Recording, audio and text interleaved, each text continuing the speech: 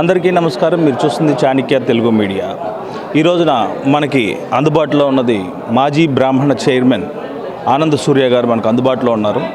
ఏదైతే జగన్మోహన్ రెడ్డి ప్రభుత్వం వచ్చిన దగ్గర నుంచి ఎటువంటి సంక్షేమాలు బ్రాహ్మణులకు అందినాయి, ఈ రోజున మరి ఎంపీ బాలశౌరి గారితో ఆత్మీయ సమావేశంలో ఎందుకు పాల్గొవాల్సి వచ్చింది, బాలశౌరి గారిని ఏమి కోరికలు అడిగారు, ఈ విషయాల్ని మనం ఆనంద్ సూర్య గారిని అడిగి తెలుసుకునే ప్రయత్నం చేద్దాం. నమస్తే అండి. నమస్కారం సార్, చెప్పండి, ఈ రోజున ఎందుకు ఈ ఆత్మీయ కలయిక చేయాల్సి జరిగింది?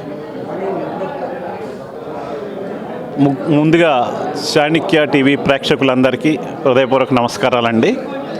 గత 4 సంవత్సరాల 11 నెలలుగా మనం ఈ రాష్ట్రంలో ఉన్నటువంటి పాలనని, జగన్మోహన్ రెడ్డి పాలనని ఒక్క ఛాన్సు అంటూ వచ్చి ప్రజలని మభ్యపెట్టి మాట తప్పను మడమ తిప్పను అంటూ వచ్చిన దగ్గర నుంచి అన్ని మాటలు తప్పటం, అన్నిసార్లు మడమ తిప్పడమే చేశాడు. కానీ చెప్పినటువంటి ఒక సంక్షేమ కార్యక్రమాన్ని కానీ చెప్పినటువంటి ఒక అభివృద్ధి కార్యక్రమాన్ని చెయ్యలేనటువంటి దౌర్భాగ్య స్థితిలోకి సుమారు 35-40 సంవత్సరాలు ఈ రాష్ట్రాన్ని వెనక్కి తీసుకుపోయినటువంటి ముఖ్యమంత్రి ప్రపంచంలో ఎవరన్నా ఉన్నారంటే, భారతదేశంలో ఎవరన్నా ఉంటే ఆ జగన్మోహన్ రెడ్డి ఒక్కడే అని తెలియజేస్తారు.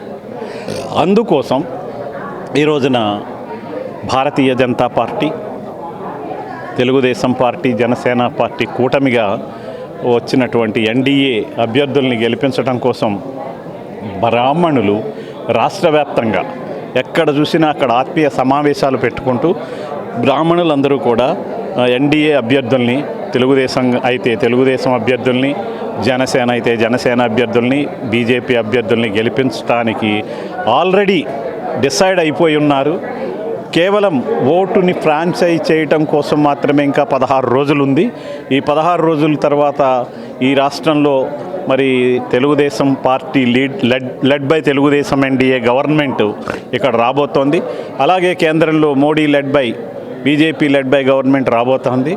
అలాగే ఇక్కడ ఎంపీగా మరి ఎన్డీఏలో భాగస్వామైనటువంటి బాలశౌరి గారు వైఎస్ఆర్సీపీని ఎడంకాయలతో ఒక తన్ని వచ్చి, అంటే సర్వీస్ చేయటానికి కూడా వైఎస్ఆర్సీపీ పార్టీలో అవకాశం లేనటువంటి పరిస్థితుల్లో బాలశౌరి లాంటి నాయకులు బయటకు వచ్చి ఈ రోజున ప్రజాస్వామ్యయుతంగా ప్రజల కోసం సేవ చేయడానికి ఉండేటటువంటి పార్టీలో జనసేనలో చేరి ఆ జనసేన తెలుగుదేశంతో కలిసి ఉండటం వారి గెలుపుకి కారణమవుతోంది. కాబట్టి బ్రాహ్మణులంతా ఆత్మీయ కలయికకి వారిని ఆహ్వానించాం మేము.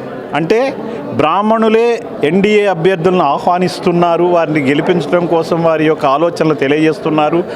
వారికి కావలసిన డిమాండ్స్ను కూడా ఒక పక్క సపోర్ట్ చేస్తూనే మా డిమాండ్స్ మీరు గెలిచిన వెంటనే ఇవి చెయ్యాలని కూడా ఘంటాపదంగా అడుగుతున్నాం. మాకు ఒక ధైర్యం వచ్చింది. ఆ ప్రభుత్వంలో అడగలేనటువంటి పరిస్థితి కూడా ఉంది.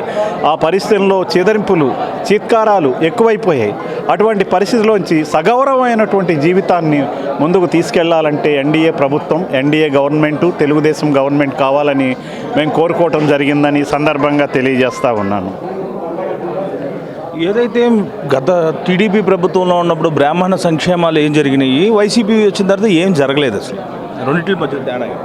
బ్రాహ్మణ సంక్షేమం అనేటువంటిది, బ్రాహ్మిన్ కార్పొరేషన్ అనేటువంటిది భారతదేశానికి స్వాతంత్రం వచ్చి 68 సంవత్సరాల వరకు ఏ పార్టీ, ఏ ప్రభుత్వము కూడా బ్రాహ్మణుల గురించి, బ్రాహ్మణ సంక్షేమం గురించి ఆలోచించలేదనేటువంటి విషయాన్ని సందర్భం మనం చేస్తున్నాం.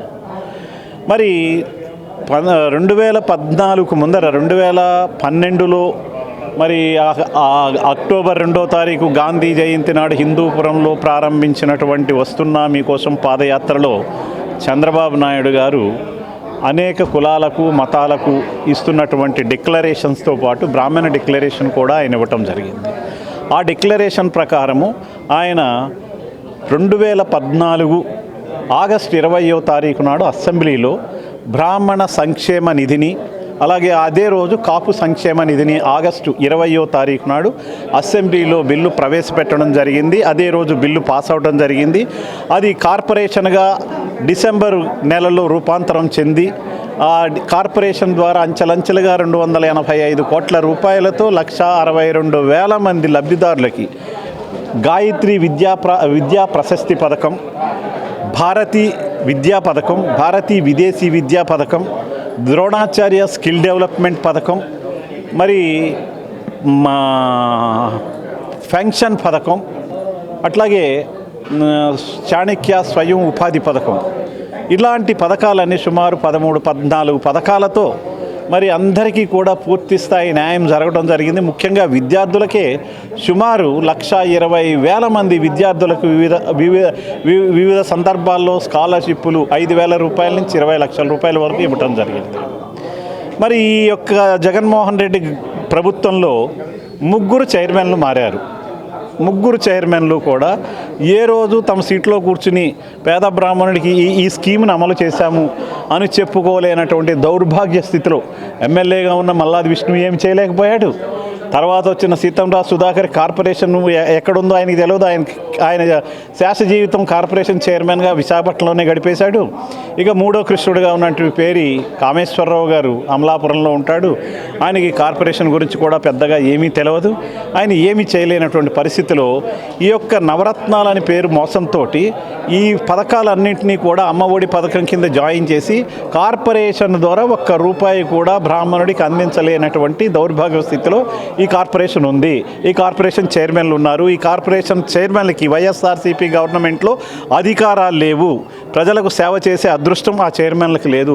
మా నాయకుడు చంద్రబాబు నాయుడు గారు ఉన్నప్పుడు నేనేం చెబితే అది, నేను ఏది కావాలంటే అది, అన్ని రకాలుగా ఉన్న బడ్జెట్లో 16,500 కోట్ల లోటు బడ్జెట్ ఉన్న బ్రాహ్మణ్ కార్పొరేషన్ అడిగిన వెంటనే బడ్జెట్ ఇచ్చి మరి ఈ యొక్క కార్యక్రమాలన్నీ ముందుకు తీసుకుపోవడం జరిగింది. రాబోయే రోజుల్లో 4,000 రూపాయల పెన్షన్ మేమే చేయబోతామనుకునేటప్పుడు ఇప్పుడు గవర్నమెంట్ పడిపోయింది. ఇప్పుడు కూడా రేపు బ్రాహ్మణ్ కార్పొరేషన్ ద్వారా మళ్ళీ మన గవర్నమెంట్ వచ్చిన తర్వాత ఈ ఏప్రిల్ నెల నుంచే గవర్నమెంట్ ఫామ్ చేసి రూలింగ్లోకి వచ్చి స్వేరింగ్ చేసేది జూన్ 9వ తారీఖు అయినా ఏప్రిల్ నుంచే రెట్రాస్పెక్టివ్ ఎఫెక్ట్తో ఏప్రిల్ నుంచే 4,000 రూపాయల పెన్షన్ని మా ప్రభుత్వం ఇస్తుంది. బ్రాహ్మణ్ కార్పొరేషన్ ద్వారా మేము ఇస్తామని సందర్భంగా తెలియజేస్తాం. ఏదైతే వైఎస్ జగన్మోహన్ రెడ్డి ప్రభుత్వంలో మా బ్రాహ్మణులకి ఏమీ జరగలేదు అని ఈ రోజున బ్రాహ్మణులందరూ రాష్ట్ర వ్యాప్తంగా ఆత్మీయ కలయిక సమావేశాలు పెట్టి కూటమి సభ్యులకు మద్దతు తెలుపుతూ ఈరోజున భారీ బహిరంగ సభ ఏర్పాటు చేశారని చెప్పాలి. ఒక చిన్న హాల్లో చేసినా కూడా భారీగానే తరలి వచ్చిన పరిస్థితి. మరి రేపు ఎన్డీఏ కూటమి అభ్యర్థులు గెలిచి పైన ఎన్డీఏ కూటమి అభ్యర్థుల ప్రభుత్వం నెలకొన్న తర్వాత ఏదైతే బ్రాహ్మణులకు నష్టం జరిగిందంటున్నారో ఆ నష్టం పూర్తిగా భర్తీ అవ్వాలని కోరుకుంటూ కెమెరామెన్ కిరీటితో Chiranjeevi, Chanakya Telugu media. Please subscribe to Chanakya channel.